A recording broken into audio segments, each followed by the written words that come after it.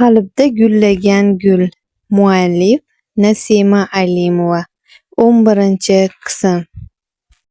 Agarda bundan keyin ham yigitlarga mana shu kichik nim-pushti lablaringni o'pishlari uchun jim turib bersang, ular aslo birgina o'pishish bilan seni tinch qo'yib qo'yishmaydi.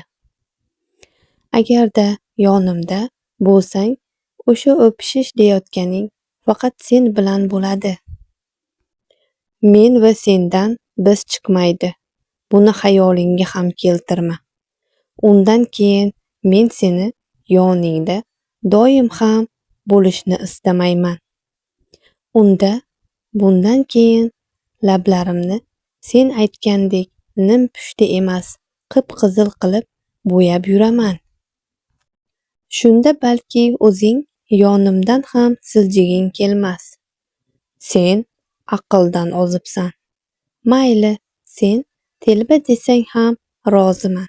Sanjar biroz menga qarab turdi-yu, qo'li bilan sochlarini orqaga qilgancha mendan biroz uzoqlashdi.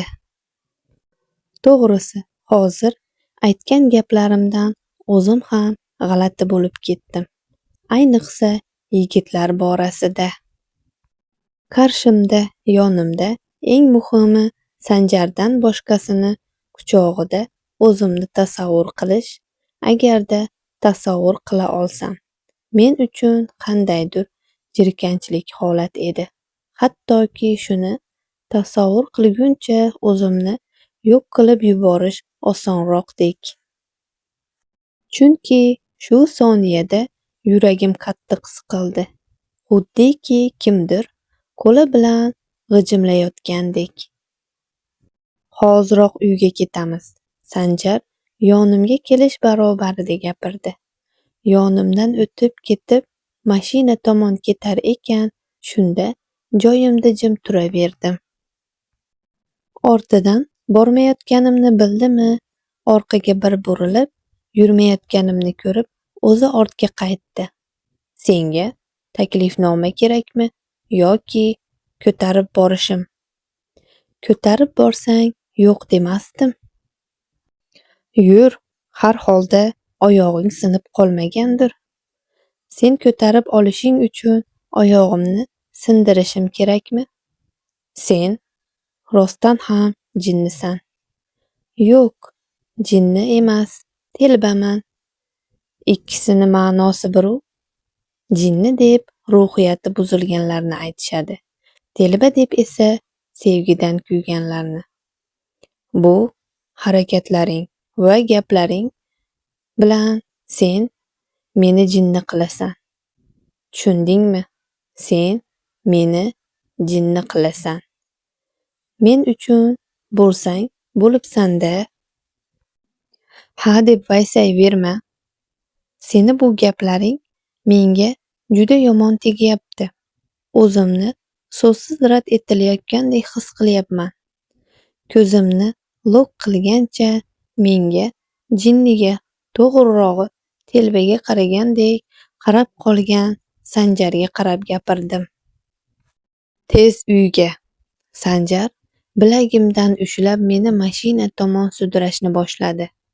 Yurgim kelmay bir siltangan edim, u battarroq siqib tashladi va itini sudragancha sudrab olib kelib mashinaga joylashtirdi. Baribir biroz oldingi ishni unutmayman va unutishingga ham yo'l qo'ymayman. Kerak bo'lsa, unutdim deganingda qayta takrorlayman. Bu bilan nimaga erishmoqchisan? Senga, hey qiz, nimalar deyotganingni o'zing yaxshi tushunyapsanmi? Ha, sen aytishing kerak bo'lgan gaplarni telbaga o'xshab men gapirib o'tiribman. Bu ketishda sen meni emas, men seni qo'lingni so'ramasam bo'ldi. Aynan shu gaplarimdan keyin mashina keskin yo'l chetiga to'xtadi. Mashina kamarini taqmaganligim uchun oldiga qarab sapchib ketdim. Nima deding? Qayta aytaymi? Yo'q, shart emas. Unda nega so'rayapsan? Komila, kel, bugun seni o'zim yaxshi nevropatologga olib boraman. Ancha charchabsan, dam ol. Mashina tezlikda to'xtaganligi sabab oldiga otilgan edim. Sanjar esa sekin yelkalarimdan itarib, qayta joyimga o'tkazib qo'ydi. Jim ket, gapirma. Kelasi safar sen bilan ko'chaga chiqmoqchi bo'lganimda o'zim bilan igna ip olib olaman. Yo'q, yaxshisi seni oldinga chiqish oldidan lablarimni tiktirib chiqaman. Sanjarga achchiq qilib gapirdim. O'zing sabr ber. Bersin, menga ham bersin.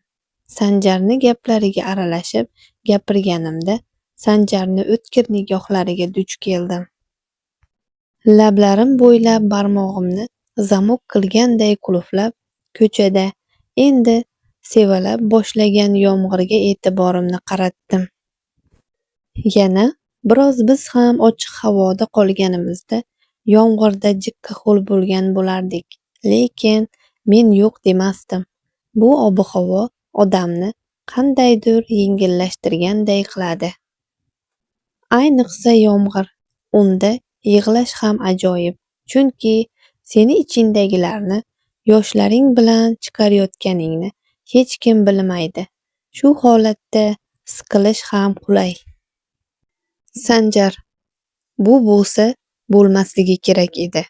Nima uchun unday qildim bilmayman. Ammo qildim. Hech ikkilanmasdan. Bu uchun esa afsuslanmayapman. Komilani esa bu ishda aybdor sanadim. Uni hislari bilan o'ynashkim yo'q. Mendan yaxshisiga ham loyiq qiz. Bolaligi og'ir o'tgan, yomon xotiralar girdobida qolgan.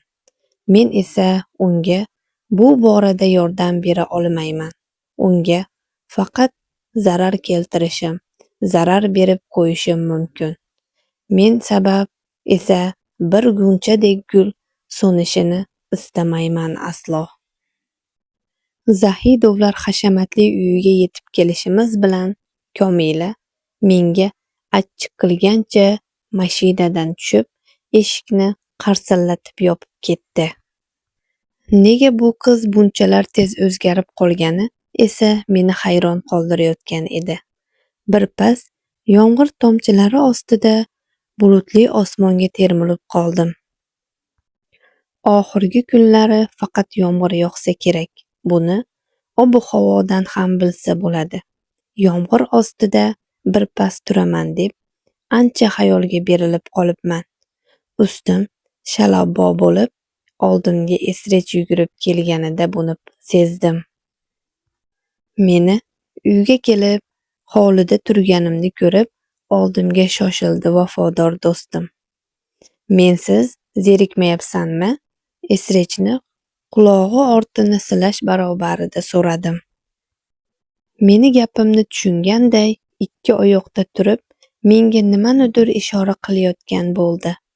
U imo qilayotgan tomonga qaraganimda, Komila derazadan menga qarab turganini ko'rdim.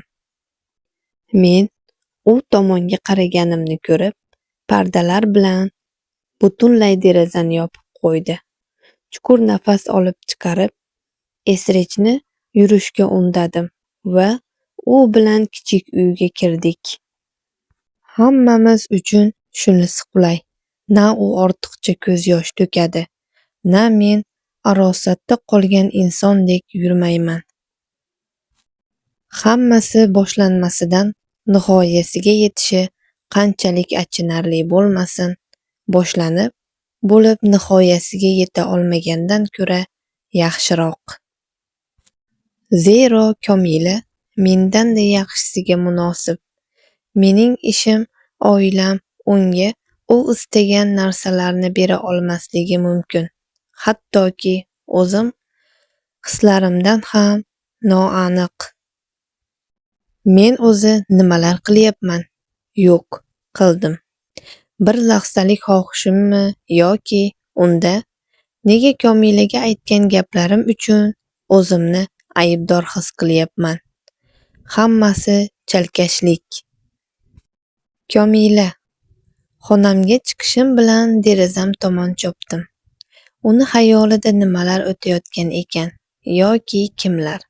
Nahotki men bo'lsam. Qalbim meni o'ylayapti desa, aqlim biroz oldin uni gaplarini eslatib voz kech deyapti. Uni burgutdek o'tkir ko'zlari men tomon qaratilishi bilan tezda deraza pardalarini yopib, derazadan nari oldim o'zimni. Ammo kech edi. U allaqachon meni ko'rib bo'lgan edi. Qo'lim bilan lablarimni silar ekanman. U o'pgandagi keskin harakatlar, o'sha soniyalardagi nafas olishlarimiz hammasi birma-bir ko'z o'ngimda qayta bo'lib o'tgandek bo'ldi. Hattoki xayolda eslash ham juda yoqimli. Negadir o'zimga sig'may ketyapman. Bir joyda tik tura olmayapman. Yotoq ustiga chiqib sakrayapmanmi? O'zim qilayotgan ishimga o'zim hayron qolyapman. Sanjar aytganidek jinni bo'ldimmikin yoki o'zim aytganimdek telbayu devona. Ha, menimcha ham shunday. Men sevib qoldim. Tansoqchimni, u ablahni sevib qoldim. O'zimni biroz bosib olib, yotog'imga o'tirib oldim.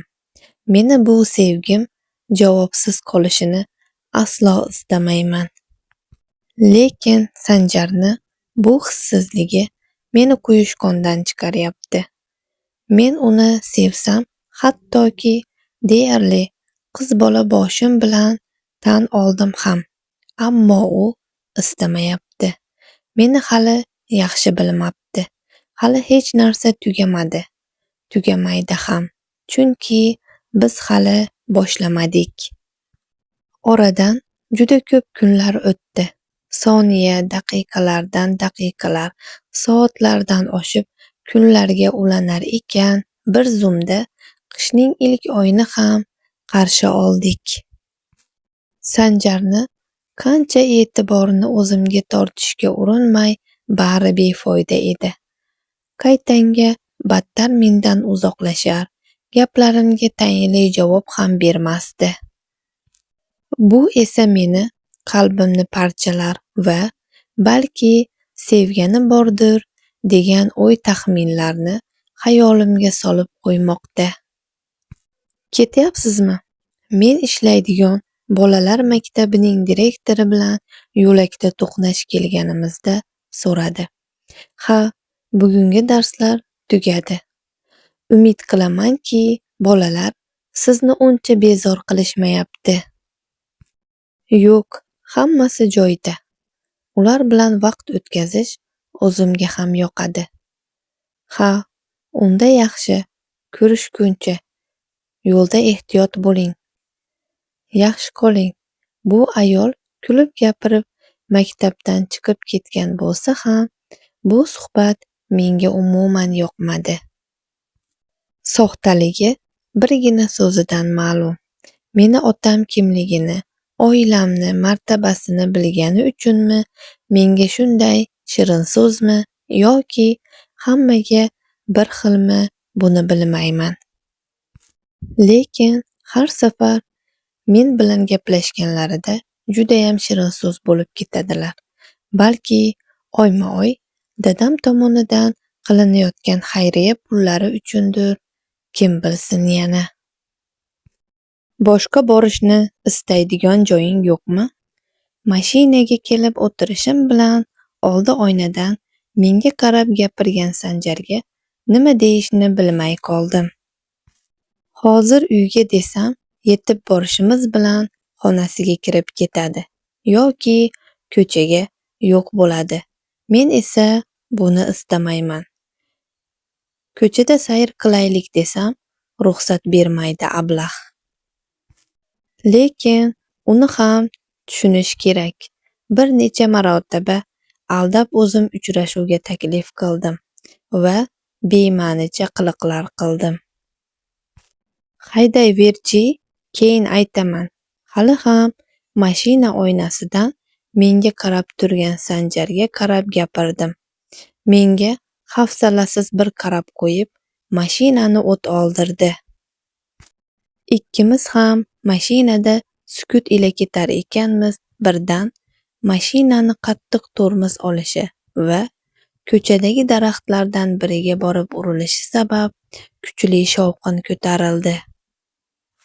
Bizga qarama-qarshi kelayotgan yuk mashinasi o'z yo'lidan chiqib ketib, biz tomon kelayotganini ko'rgan Sanjar mashinani tormoz berib chetga olmoqchi edi. Afsuski, ulgurmadi. Yuk mashinasi kelib, bizni mashinani turtib ketdi. Mashina ichida Sanjar ismimni aytib, qattiq baqirganini va g'alati ovozlarni eshitdim xolos. Qolgani zulmat. Faqat qorong'ulik, faqat quloqlarim ostida yoqimsiz ovozlar eshitilar edi. Katta yo'l maydonida avtohalokat sodir bo'ldi. Yuk mashinasi ichida 3-4 ta qora kiyimli yigitlar tushib, mamnun holatda bir necha daqiqalar avval o'zlari sodir qilgan kichik halokat sabab daraxtlarga borib urilgan mashina tomon qarab yurishni boshlashdi. Mashina ichida rulga boshi bilan urilgan Sanjar nima bo'lganini anglashga urinib, boshidagi kuchli og'riqqa zo'r bergancha boshini ruldan ko'tardi. Qulog'idagi kuchli chiyillash va mashinadan chiqayotgan yoqimsiz hid hamda tutunlar unga sira ham yoqmasdi. Komila, Sanjar u yoq bu yoqqa alanglab, zudlik bilan mashinani orqa o'rindig'idan o'zini ahvolidan kam ahvolda bo'lmagan qizga qarab u tomon otildi. Komila, ko'zingni och. Komila, Komila. Sanjarni biroz qo'rquv aralash turtkilashlari yordam berib, Komila sekin ko'zlarini ocha boshladi.